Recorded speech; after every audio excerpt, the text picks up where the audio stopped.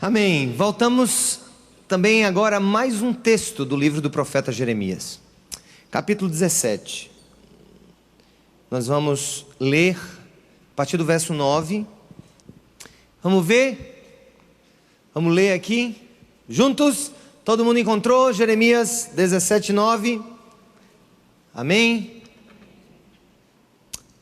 Jeremias, profeta Jeremias, capítulo 17, versículo 9. Enquanto o pessoal se prepara aqui procurando o texto, eu quero saudar os que estão em casa, nos assistindo pela internet, pela rede Cidade Viva, que é transmitida pela internet. Agora também os assinantes da NET, canal 9 ou 5, e também ao vivo agora para a JET, canal 3, além da internet, todos os que participam também pela web rádio.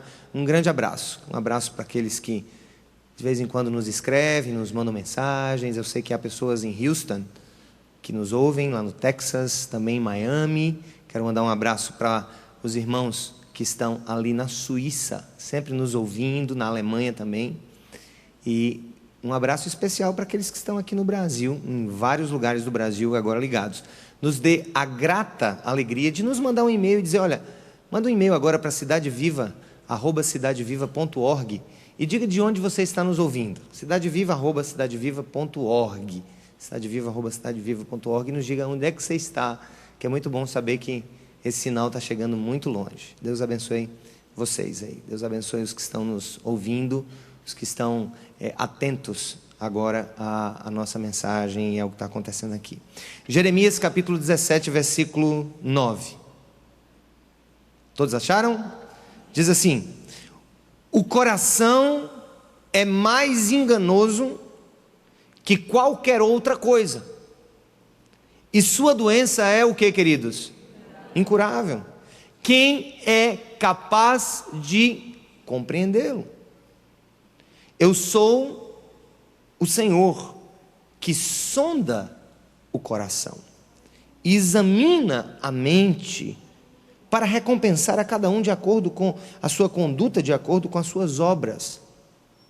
O homem que obtém riquezas por meios injustos é como a perdiz que choca ovos que não pôs.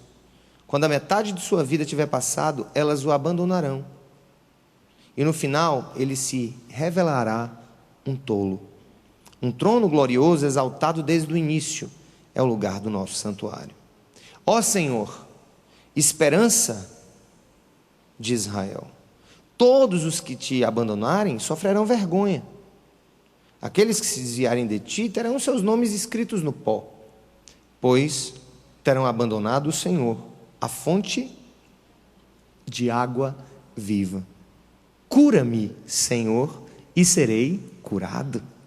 Salva-me e serei salvo, pois tu és aquele a quem eu louvo. Louvado seja o nome do Senhor, amém? Irmãos, esse texto é incrível. Jeremias, profeta que, como a gente tem estudado, profetizou em uma época de pré-exílio. Ele assistiu a todo o processo de decadência de Israel e especialmente de Judá, o reino do sul, na direção do caos e do fracasso. E ele aqui é inspirado por Deus para falar sobre algo que em nós pode ser fonte de grandes dores e que pode causar em nós grandes feridas. O nome desse vilão chama-se coração. Se o homem tem um vilão, é o coração. Na realidade, a palavra coração no grego é cardia, de onde vem a cardia, cardiologia, taquicardia, é a mesma palavra. Recebemos quase que sem alteração para a língua portuguesa essa palavra grega. E ela significa o órgão, mas também a ideia de que o coração é de onde procedem não só as fontes da nossa vida, né? O seu pulsar indica a nossa vida, mas também representa a casa das nossas emoções. E o lugar onde simbolicamente Deus toca para quebrantar e nos fazer novo. Por isso que a Bíblia usa expressões como um coração que quebrantado, um coração disposto a ouvir, disposto a obedecer, ou um coração endurecido. Paulo fala que o Espírito Santo, ele tira o véu do nosso coração, de forma que a gente perceba as coisas divinas, as coisas do Senhor. Mas o contexto aqui para coração, o cardia aqui, tem algo que nos espanta. Jeremias, ele fala do quanto o coração ele pode ser enganoso, e quanto ele padece de uma doença incurável. O coração humano, ele vive esse processo, né, de corrupção. A gente tem um coração corrupto, e o coração da gente, ele nos engana, e ele pode ser uma fonte de grandes dores. Tem um ditado popular que diz assim: está em dúvida, siga o seu dançou. Geral. Dançou. Siga o coração, dançou. Porque o coração, ele expressa também, né, esse conjunto de decisões, muitas vezes extemporâneas, impensadas, e mexe demais com os nossos desejos, que os nossos olhos olham, que os nossos olhos cobiçam, ou aquilo que nos faz emocionalmente sentir bem, ainda que esse bem seja temporário, e ainda que esse bem não se revele para nós a princípio como um bem mau, um bem totalmente mau no final das contas. Deixar-se guiar pelo coração é uma tolice. Deixar-se guiar pelo coração é algo que produz danos para nós. É óbvio que aqui Jeremias, ele não trata várias coisas decorrentes desse coração enganoso, incurável, que muitas vezes é capaz de compreender. Tem gente que, aí é verdade, tem gente, quem compreende as coisas do coração? Não tem gente que diz assim: isso é coisa do coração, é porque o bichinho é insensatinho mesmo, o bichinho é doidinho, entendeu? O bichinho não tem juízo, e o bichinho às vezes nos leva para situações catastróficas na nossa vida. Por exemplo, se você for conversar com alguém que está vivendo uma relação adulterina, uma relação de adultério, sendo casado e tal, e se você for conversar, você, mas meu coração, eu não consigo, é coisa do meu coração. De fato, é por isso que não dá para se compreender, muitas vezes, a insensatez do nosso coração, nas decisões, na maneira de gerir a nossa vida. E aí, gente, por que o coração ele é enganoso e torna-se perigoso? Porque o coração, ele é como se não tivesse uma percepção clara e profunda da coisa como ela é. É como se o coração, ele pode ser, o nosso coração, ele pode ser o maior amigo do nosso entendimento. E aí estamos bem. Quando razão e emoção andam de mãos dadas, e essa razão, eu me refiro à razão santificada pelo Espírito, ao de fazer o que deve ser feito, ao de realizar o que deve ser realizado. Quando o coração está aliado com o entendimento, com a mente da gente, aí as coisas vão bem. Agora, quando o coração resolve ser apenas coração, aí nós entramos em processos destrutivos. E eu estou falando de coração porque talvez o nosso coração, representando aqui as nossas emoções, a nossa impulsividade, aquilo que aparentemente nos faz bem, ou nos faz agir para fazer bem a alguém, baseado no nosso coração e baseado nas emoções da outra pessoa. Isso é muito comum, por exemplo, quando a gente usa demais o coração com os filhos. E tem hora que Deus não quer que a gente use o coração com os filhos. É doloroso para nós. É por isso que o coração às vezes é incompreensível.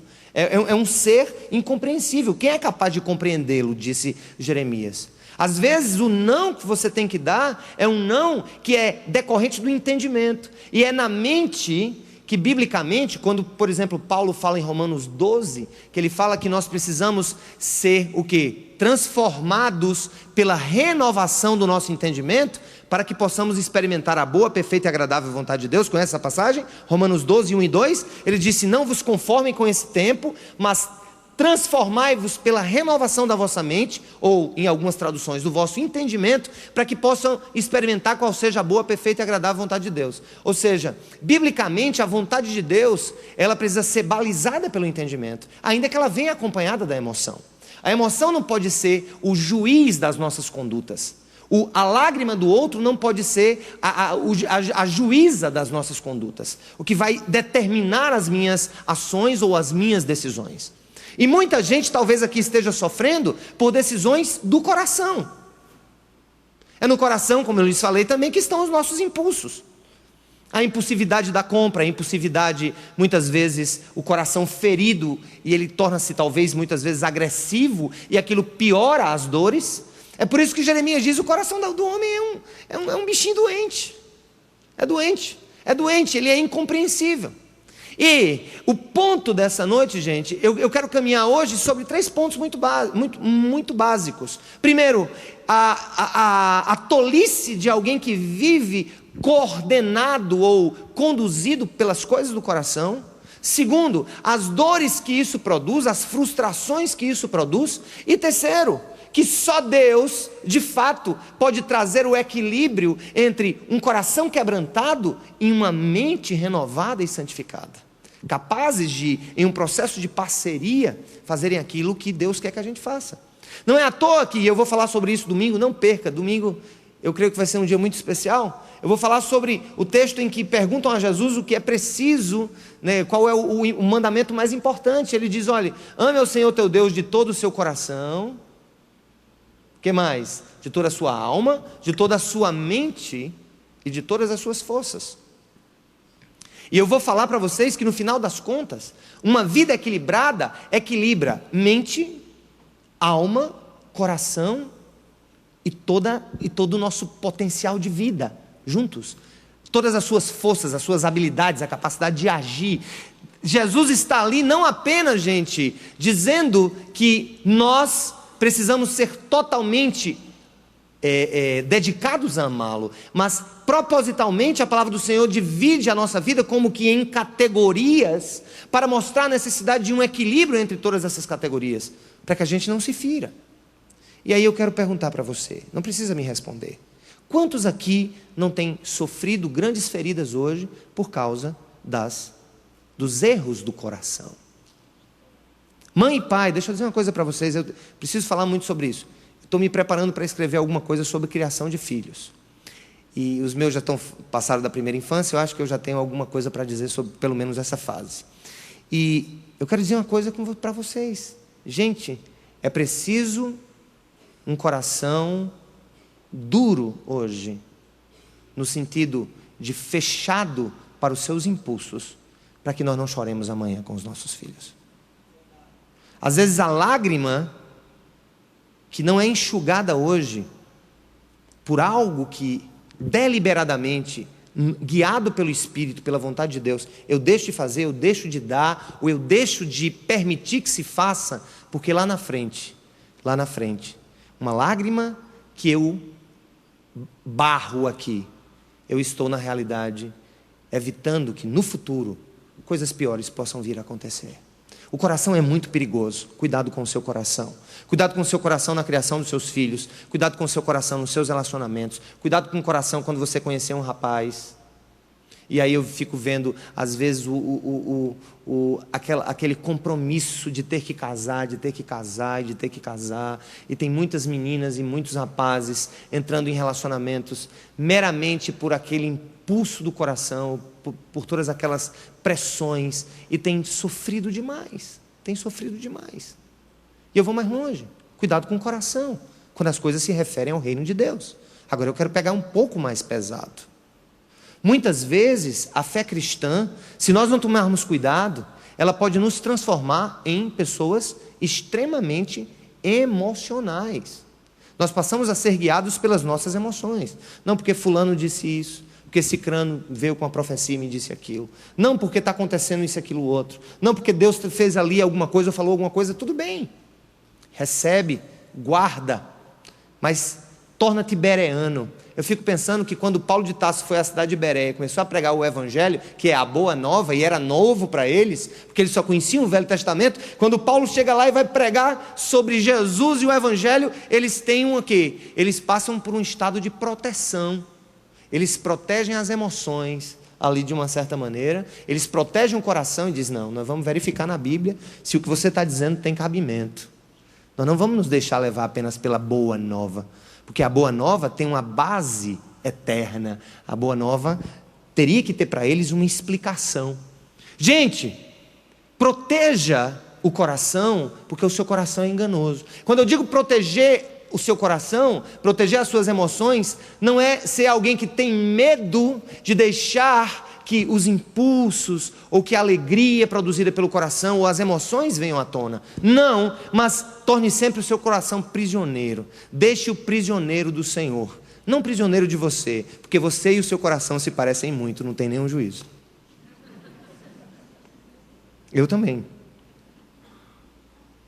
Torne o seu coração prisioneiro do Senhor. Senhor, cuida do meu coração, porque Ele quem fala aqui, ó, ele vem para o segundo ponto, ó. Vamos lá. Eu sou o Senhor que sonda o coração e examina também a mente. Observe aqui como Deus une a ideia de coração e mente, para recompensar a cada um de acordo com sua conduta, de acordo com suas obras. É óbvio que isso aqui não tem nada a ver com obra para salvação. Aqui não é o sentido de obra para salvação. São as obras decorrentes de um coração sensato e de uma mente sensata. De coração e mente que andam juntos, para que Deus possa ali, ó, nos controlar. Gente, eu já estou terminando já, hoje foi rapidinho. Primeiro eu falo do coração, falo que o coração é enganoso, que mais do que qualquer outra coisa, e a sua doença é incurável, quem é capaz de compreendê-lo, disse Jeremias, e fala também que o Senhor nos sonda, examina a nossa mente, e aqui ele dá um exemplo de insensatez. Deixa eu perguntar uma coisa para vocês. Tem coisa que mais faça ferver o sangue de alguém quando a gente vê nota de dinheiro novo na frente assim? Menino! Rapaz! Um dia aí eu fui trocar alguns dólares, aí o cidadão pegou um bolo de dinheiro que tinha chegado para colocar no lugar. Assim, ele pegou assim, ó, o bancário, né? Pegou assim o pacote. Pá! Tudo notona de 100 e tal. Pena que o meu foram só algumas. Mas, nossa, como ganhar dinheiro nos faz saltar os olhos. Como ganhar dinheiro acaba a amizade. Como ganhar dinheiro separa a família. Como ganhar dinheiro estraga a vida da gente. É um negócio louco.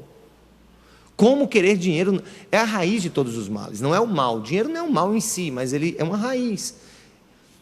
O mau uso dele, ou o desejo por ele. Aqui, Jeremias usa exatamente a questão de um homem cujo coração inclinou-se tanto para querer dinheiro, que ele, por não conseguir ganhar pelo trabalho, ele foi ganhar pela desonestidade. Aí ele diz aqui, ó, ele usa só esse exemplo de um coração em prática. O homem que obtém riquezas por meios injustos é como a perdiz que choca ovos que não pôs. Quando a metade da sua vida tiver passado, elas o abandonarão, e no final ele se revelará um tolo. O nosso coração nos faz tolos, o nosso coração expõe a nossa tolice, o nosso coração, o acesso que nós damos a ele, os acessos que nós damos a ele, ou a liberdade que nós damos a ele, sem o controle da mente santificada pelo Espírito Santo, nós damos esse acesso ao coração, e esse coração no final das contas nos faz o quê? Um tolo.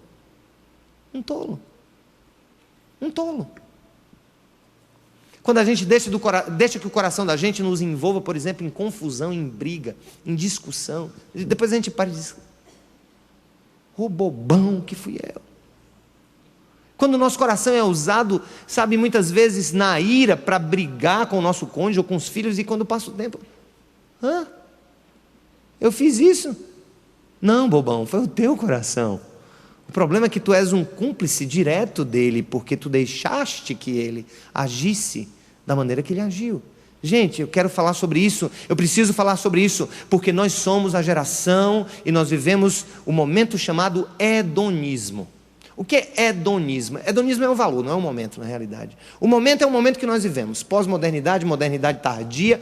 O que é o hedonismo? O hedonismo é a busca pelo prazer, em nome do prazer e a todo custo.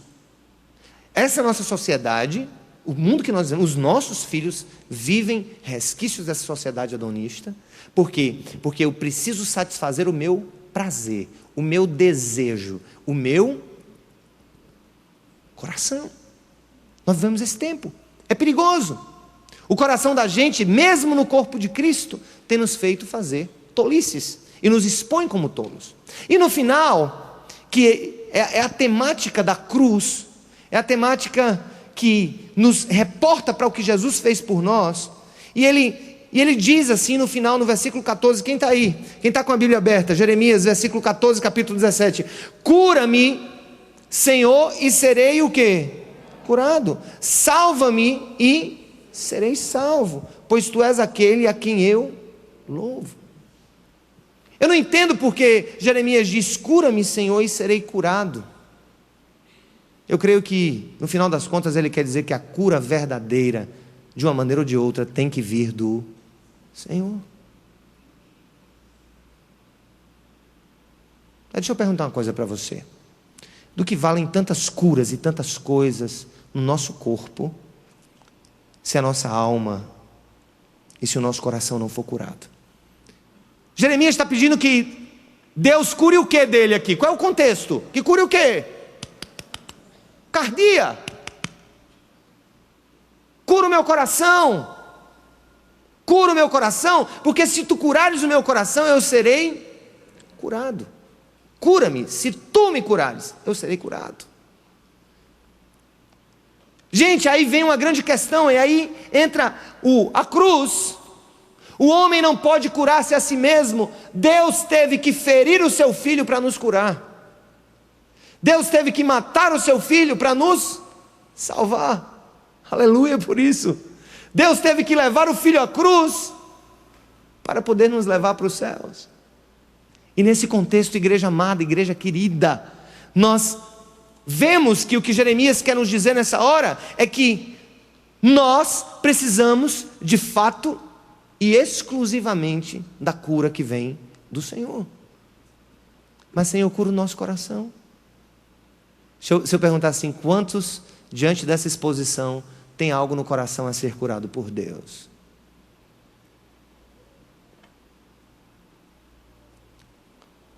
Salva-me e serei salvo, pois Tu és aquele a quem eu louvo. Irmãos, só uma esperança para o nosso coração. Quem é a esperança? Jesus. E Ele morreu, ressuscitou e nos deixou a ceia como símbolo para curar o nosso coração, para gerenciar o nosso coração. Deixa eu perguntar uma coisa para você. Quem gerencia o seu coração? Quem gerencia os seus impulsos? Como é que você reage diante da salivação do seu coração? Diante do que ele deseja, diante do que ele quer, diante do que ele cobiça. Não é à toa que Jeremias diz que a gente padece de uma doença, o quê? Incurável. É incurável mesmo. O coração humano, com todas essas suas tendências, médico não cura, remédio não cura, psicólogo não cura, terapia não cura, amigo não cura. Mas aí no final Jeremias diz, cura-me, Senhor, e eu serei curado. Salva-me e eu serei salvo. Guia-me e eu serei guiado. Realiza e de fato o que Tu fizeres vai ser feito e acontecerá de acordo com a Tua vontade. Amém, irmãos? Nessa hora eu quero fazer uma pergunta para você. Eita! Quando começa esse negócio da gente buscar o Senhor e isso é uma bênção e Deus começa a responder a oração, a gente tem que entrar em um culto de oração como esse, em um momento como esse, onde quer que a gente vá, com uma pergunta: Senhor, o que eu venho Te pedir são coisas do teu coração ou são coisas do meu coração? Foi difícil essa pergunta, porque talvez possa mudar inclusive a nossa lista de oração, né? Senhor, o que eu quero são coisas do teu coração ou são coisas do meu coração, dos meus impulsos, enfim. Gente, o Senhor nos coloca à prova nessa noite e Ele quer sondar o nosso coração. Nós já adoramos Ele em espírito e em verdade. Quem adora em espírito e em verdade aqui, diga um amém. Nós vamos adorar mais agora, mas vem mais uma vez, quando Jesus diz, aliás, Paulo diz, quando ele dá as instruções sobre a ceia, ele disse: examine-se o homem a si mesmo. O que é que está dentro de mim? Porque Deus me sonda. Deus me sonda. Deus sabe o que está por trás de tudo que eu faço. Deus sabe o que está no meu coração e no seu coração. Estão lembrados do que aconteceu também, uma passagem muito bonita nas Escrituras, quando o profeta Samuel foi escolher o novo rei de Israel, e ele chegou na casa de Jessé, e lá ele disse assim: olha, tem esse filho aqui, ó. Aí o profeta: bonito esse, hein, Senhor?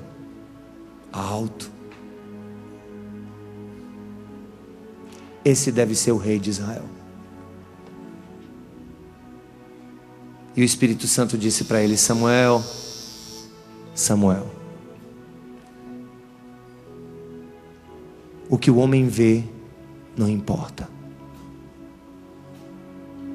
O homem vê o exterior, mas eu vejo o coração.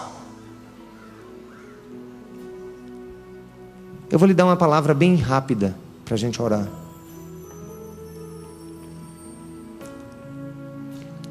Deus nunca vai nos recompensar pelas nossas atitudes. Ele vai nos recompensar pelas nossas motivações. Amém, irmãos? Me dê uma prova bíblica, a daquele fariseu cheio da grana que chegou lá no templo, ó, pá, tá aqui, ó, meu dinheiro. E depois chegou uma viuvinha com a moedinha na mão e perguntaram quem deu mais. Deixa eu dizer uma coisa para você. A quem você tem tentado agradar, meu irmão? Suas atitudes podem passar desapercebidas às análises humanas, mas nunca desapercebidas aos olhos do Senhor, porque Ele vê o seu coração.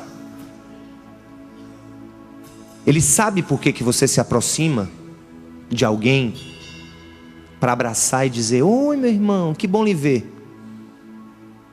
Você pode convencer aquele irmão e toda a sua família das suas boas intenções, mas o Senhor vê o seu coração.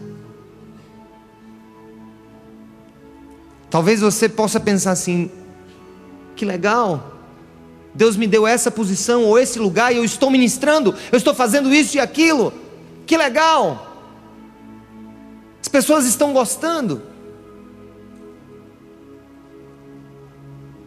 Aí Deus diz para você: Samuel, Maria, João, o que o homem vê não importa. Eles veem o exterior, mas eu vejo o seu coração. Por que você serve ao Senhor? Por que você entra no ministério?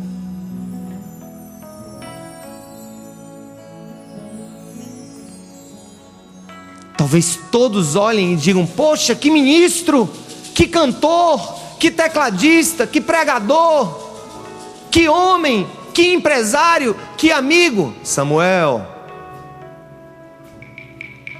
o que o homem vê não importa, Samuel. Eu vejo o coração. E eu sei o que está por trás de todas aquelas atitudes. Bem-aventurado, feliz o homem e a mulher que alinham motivos e ações em um processo santo de se agradar ao Senhor, não de chamar a atenção dos outros, não de querer ser aceito num grupo, e não também de ser reconhecido como um homem ou uma mulher piedosos. Porque o que o homem vê não importa. O homem vê o exterior, mas eu vejo o quê? O quê? Coração.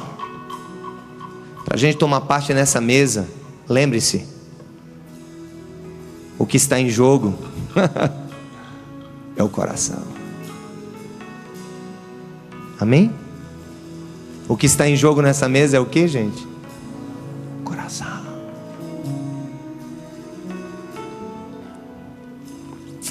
E o coração do Senhor era totalmente puro naquela hora. Ele não quis apenas ser um mártir na história. Aliás, ele nunca quis esse título de mártir por mártir. Mas na hora que o nosso Senhor foi à cruz,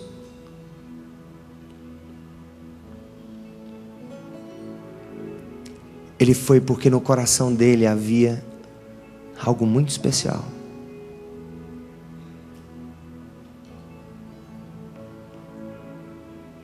Ele estava nos amando ali. E ele estava disposto a ser ferido para curar o nosso coração.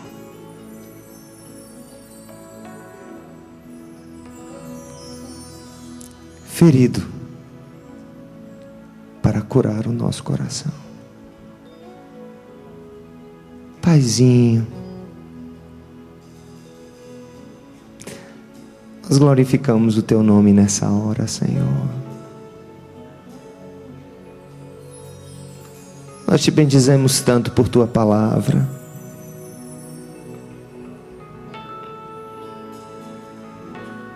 Oh, meu Deus.